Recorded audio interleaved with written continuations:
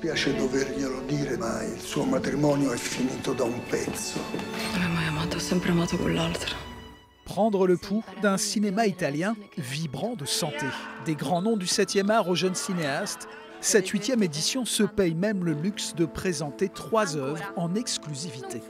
On a réussi à avoir 3 films qui, sans le festival, ne seraient pas diffusés en France. C'est le cas d'un film qui s'appelle Mia, d'un autre qui s'appelle Amusia, et enfin du film Diabolique, l'adaptation d'une bande dessinée italienne très célèbre.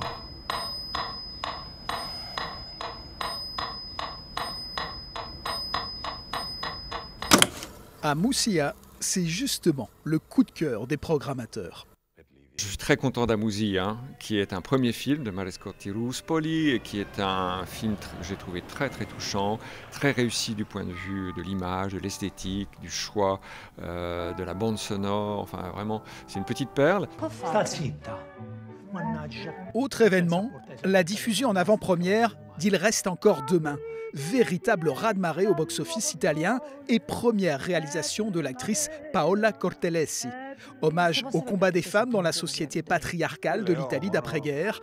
Le cinéma italien brasse des thèmes atemporels.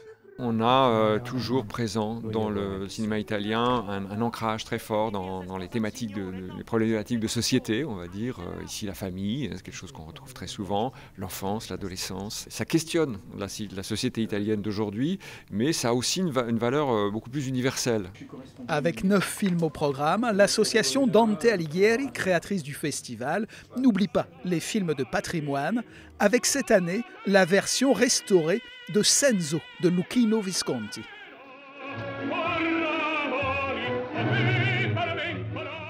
Du 9 au 18 février, vous avez rendez-vous en Italie, au cinéma Les Cinéastes.